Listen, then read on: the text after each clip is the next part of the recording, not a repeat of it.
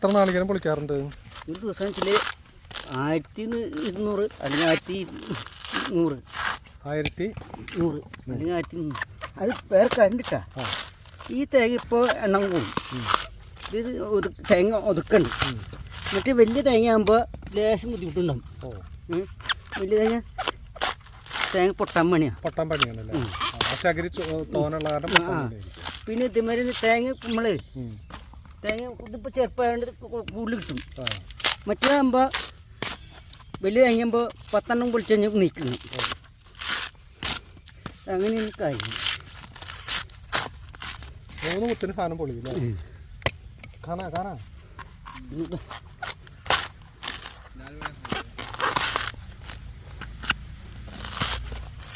ചേറ്റൂട് തേങ്ങ പൊളിക്കാൻ പോയി 5 ആളും കൂട്ടി. ചേറ്റുവാ? അപ്പോൾ വളർന്ന് വെച്ചിട്ട് ഒരു തേങ്ങ പൊട്ടിച്ച് ഒക്കെ പറഞ്ഞത് എന്താ വെച്ചിട്ട് തേങ്ങ പൊട്ടിക്കാൻ പാടില്ല. അതൊന്നും തൂക്കാണ്. എന്നാലും വേണ്ടത്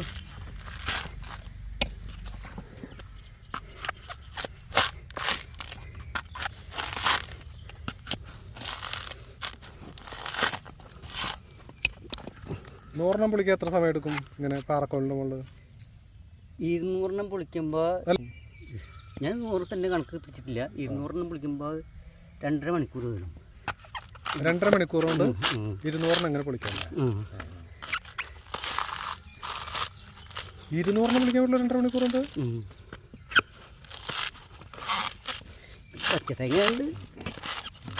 കുഴപ്പമില്ല. ഞങ്ങൾ പൊളിക്കുമ്പോൾ അതിൻ്റെ മുകളിൽ ആ ചകിരി നിൽക്കും.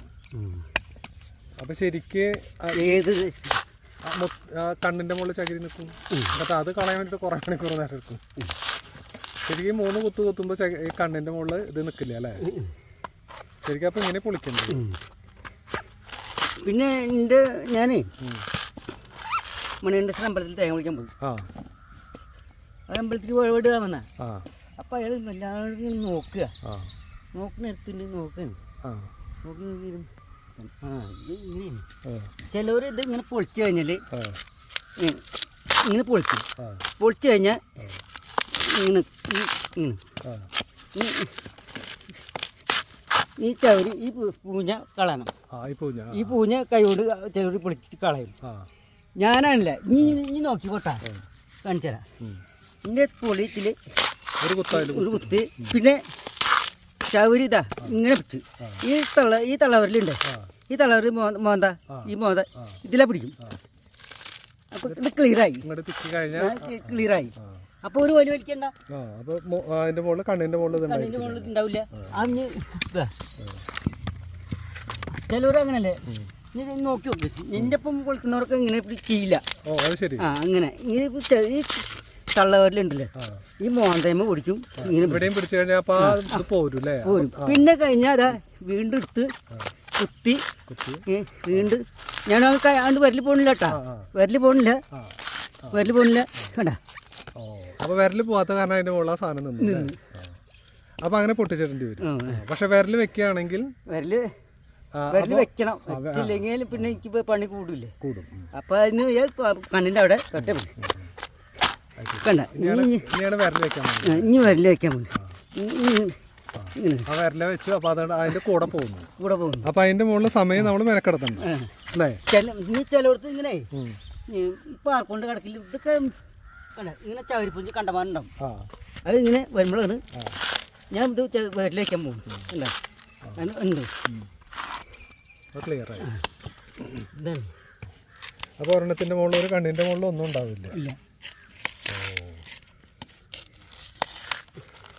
രണ്ട് തള്ളവരല് പൂട്ടാ.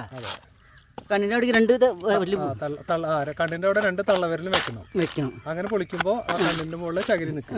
അപ്പൊ അതാണ് ശരിക്കും തേങ്ങ പൊളിക്കുന്ന രീതി അല്ലേ? ഓ വളരെ കറക്റ്റ്. ആ കട്ടി നാളികേരം കാണിച്ചേ.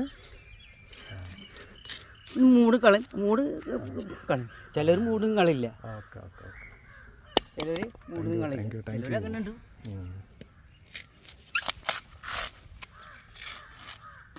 പിന്നെ വേറെ കണ്ടിട്ടാ ഇനി ഇങ്ങനെ പൊളിച്ചത് വേറെ ശേഷം ഇങ്ങനെ പൊളിച്ച് ഇങ്ങനെ പൊളിച്ച് ഇനി ഇതാ ഇങ്ങനെ ഇതാ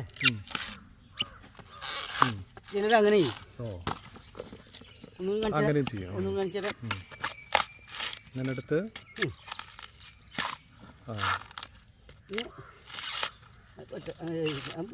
മറിഞ്ഞു മറിഞ്ഞു ശരി ഓക്കെ ഓക്കെ ഇങ്ങനെ